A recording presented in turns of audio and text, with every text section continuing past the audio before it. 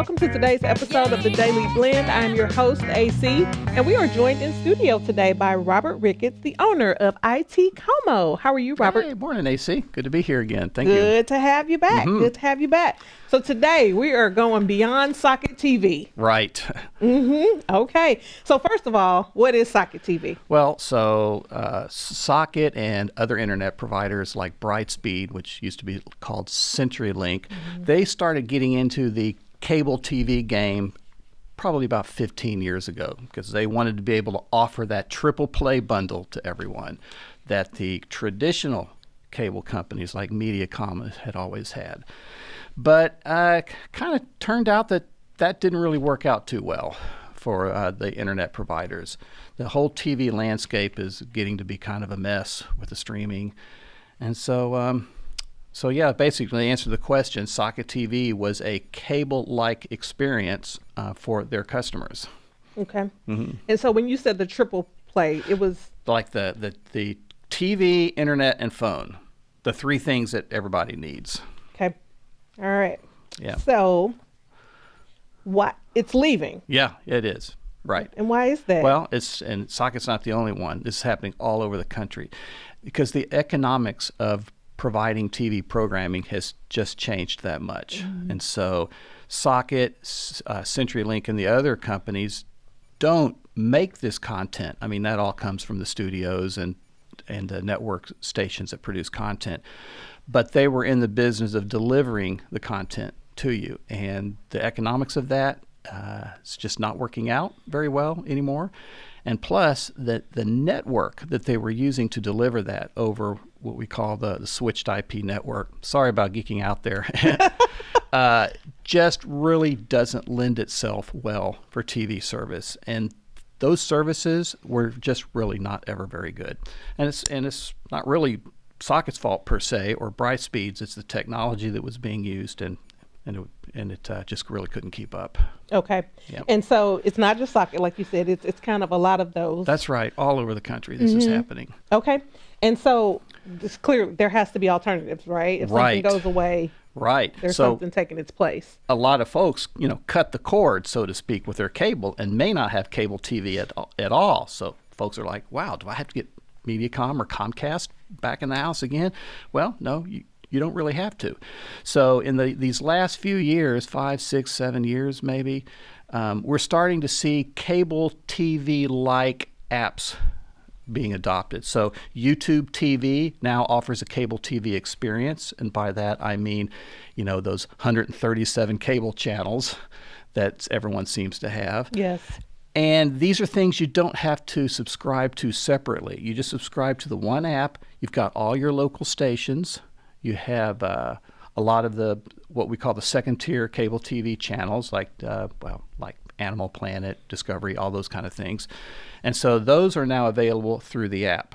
So it's delivered to you the same way, but they're more on demand, and each person has a choice of which one of these apps they want. And so I know YouTube TV is one, but there are quite a few options when it comes to this whole app TV. That's right. YouTube TV, which is separate from YouTube. It is. Same company, but it's a whole different offer.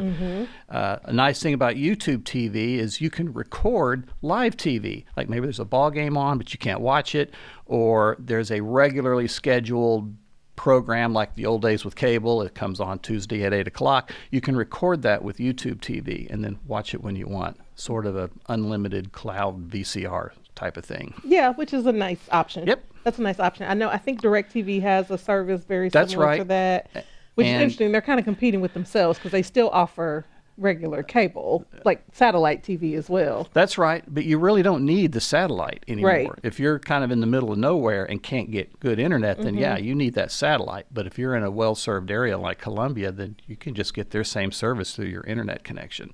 Yeah. Hulu TV is another one. So they all have a slightly different mix, but for local channels, probably YouTube would be the way to go.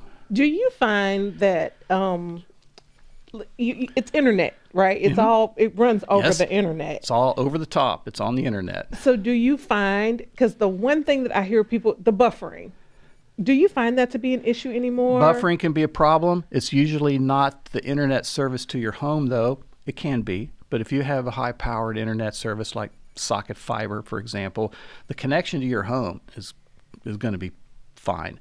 Where folks get into trouble with the buffering is with the Wi-Fi within the house. That's where the weak spots are. So the farther you are from that Wi-Fi transmitter, the worse the signal is. And folks today might have 5 or 6 TVs scattered all over the home. So some of them are going to be too far from the transmitter.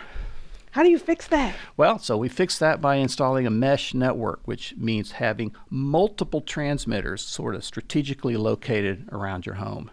Okay. And that kind of relays the signal between the TV sets and the main transmitter.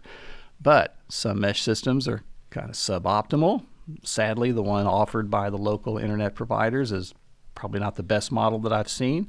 So I have other higher quality, higher performance models I recommend that can really blanket your home in good Wi-Fi coverage, regardless of how big it is. Okay, so that's a good point. So it's not necessarily the internet that's coming into your house. It's probably the fact that you have too many TVs and not enough Wi-Fi in your home. That's right. Okay, that's good to know. Okay, and so how do we access all this? Smart TV, right? A smart TV, any TV made in the past 10 to 15 years is smart. It can receive Wi-Fi signals. Televisions that are older than that, you might need a player device like Apple TV, which is the one I recommend. And no, that doesn't mean you have to have an iPhone and an iPad to use Apple TV, but it's one of the highest quality streaming devices and the most private. Things like the Roku, Fire Stick, etc., they work a little bit cheaper, but probably not as private.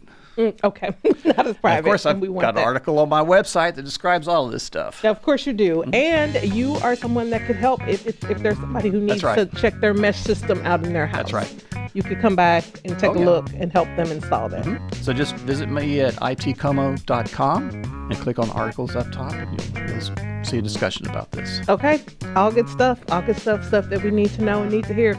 Let's see, here I was thinking it was the internet coming into my house that was causing all the buffering. No, it's the mesh system. That's it. All right, Robert, thank you again. As always, good information. Thanks for joining us. Thanks, AC.